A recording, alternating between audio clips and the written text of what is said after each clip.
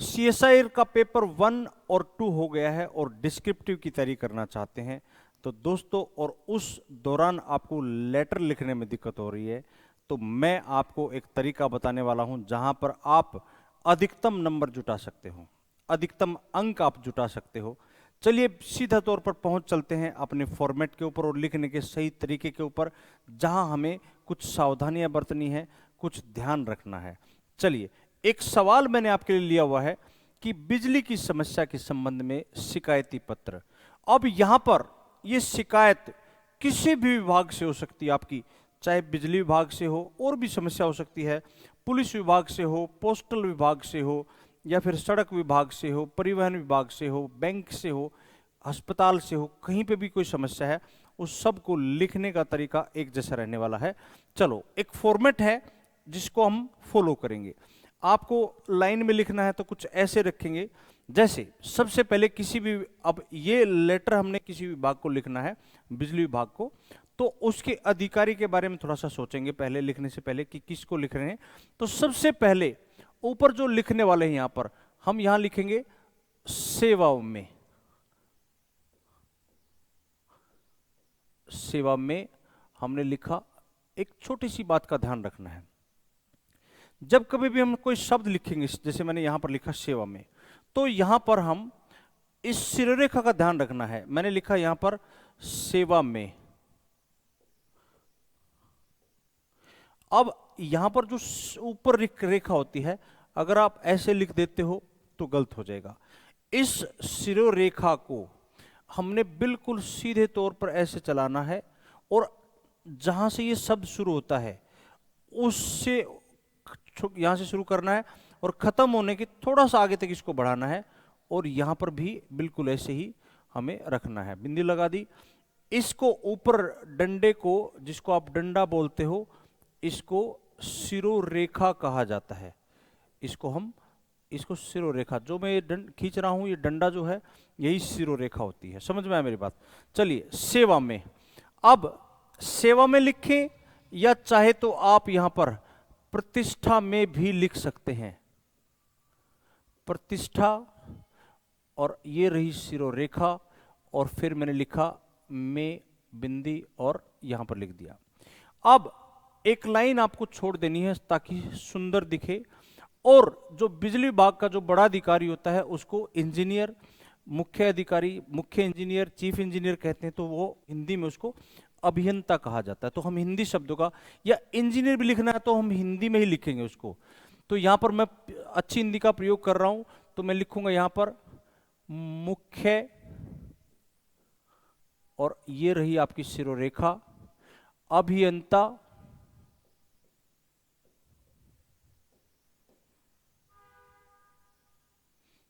अभियंता, और मैंने लिख दिया यहां पर अधिकारी। ये आप देख रहे हैं। जब आप शब्द बनाएं तो एक चीज का ध्यान रखें, शब्दों की जो जो ऊंचाई है, जो ऊंचाई है वो लगभग लगभग बराबर होनी चाहिए। आप देख रहे हो, ऐसा नहीं है कि बहुत लंबा नीचे खींच दिया जाए, उस चीज का ध्यान रखना है। समझ में मेरी बात? मुख्य अभियंता अधिकारी। अब ये किस विभाग का है आपको वो लिखना है। कौन सा विभाग है? विद्युत विभाग। तो बिल्कुल इसी के नीचे से हम शुरू करेंगे। यहां पर आपको विद्युत विभाग, ये मैंने लिखा यहां पर विद्युत विभाग। और आप सोनीपत से बिलोंग करते हैं, तो चूंकि मैं सोनीपत से इस पत्र को लिख रहा हूं, तो मैंने अपने शहर का नाम लिख लिया, सोनीपत। मुख्य अभियंता अधिकारी सोनीपत। अब यहां पर क्या करेंगे आप? अब यहां पर आप लिख सकते हैं दिनांक। दिनांक लिखने के लिए आपको क्या करना है? बीच में एक लाइन फिर छोड़ देनी है, दिनांक।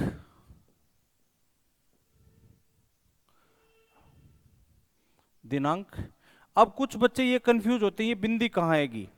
चलो, इस बात को मैं दोबारा लिख रहा हूं आपके सामने। मैंने यहां पर अभी बिंदी लगाई नहीं है, और ये मैंने शिरोरेखा खींच दी। ये न और आ का डंडा और क, तो जो डंडा है ना ये, इस डंडे के ऊपर यहां पर आनी चाहिए दिनांक, और इसके बाद हम 2 डॉट लगाएंगे। और चूंकि आज की तारीख मैं आपके सामने लिख रहा हूं फरवरी, और ये रहा रेखा, और इसके साथ चूंकि आज 24 है तो 24 लिखने के बाद कॉमा, और हम ईयर लिख देंगे, साल लिख देंगे, यहां पर वर्ष लिख देंगे जो आज का वर्ष है। यहां तक आपको मेरी बात अच्छे से समझ में आ गई है। देखो एक लाइन और छोड़ेंगे। अब यहां पर समय आता है, हम क्या करते हैं, संबोधन करते हैं। महोदय, श्रीमान जी, जैसे हम यहां पर उसको एक चीज से संबोधित करेंगे, हम क्या लिखने वाले हैं, श्रीमान जी। अब आप एक चीज नोट करें, मैंने कहीं पर भी पीछे कॉमा नहीं लगाया। अब बच्चों का सवाल उठता है, जी कॉमा लगा दे तो क्या होगा, क्या नंबर कटेंगे, यहां पर कॉमा लगा दूं तो क्या होगा, क्या नंबर कटेंगे। देखो मैं आपको एक जानकारी दे दूं, कॉमा कहां लगाना है। क्या आप यहां कॉमा लगा दें, जब आपकी बात खत्म हो जाए तो वहां पर कॉमा आप लगा सकते हो। अगर आप नहीं भी लगाओगे तो कोई आफत नहीं आने वाली, आपका जो कंटेंट है वो राज करता है लेटर के ऊपर। हाँ, फॉर्मेट मायने रखता है, आपको ऐसे लिखना है, लेकिन आपका कंटेंट भी मायने रखता है। अब श्रीमान जी, अब श्रीमान जी के तुरंत नीचे से हम यहां से शुरू करेंगे, जो भी चिट्ठी आपको लिखनी है, जो भी पत्र आपको लिखना है। अब देखो बिल्कुल यहां से मैंने यहां से शुरू किया, मान लो मैं उसको निवेदन कर रहा हूं, मैंने लिख दिया सविनय, यहां से लिखा निवेदन, यह है कि, नीचे झुकने में थोड़ा सा राइटिंग में दिक्कत आ रही है, लेकिन मैंने आपको लिख के दिखाया कि, और अपनी जो भी समस्या है आप यहां पर लिख देंगे।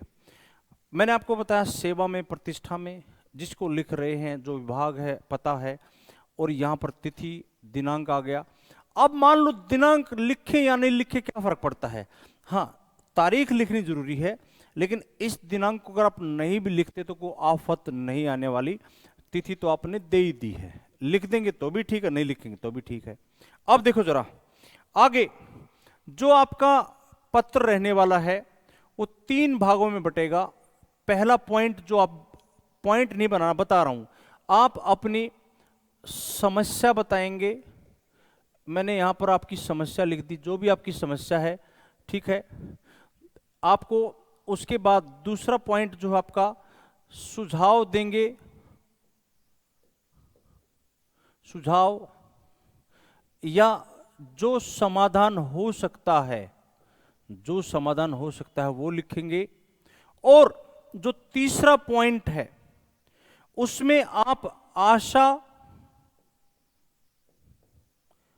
या उम्मीद जैसे शब्दों का प्रयोग करते हुए, उम्मीद कि आप उम्मीद करते हो, आशा करते हो, आपको पूर्ण भरोसा है, आप ऐसे भी लिख सकते हैं कि मुझे पूर्ण भरोसा है, पूर्ण भरोसा है कि आप मेरा काम जरूर कर देंगे।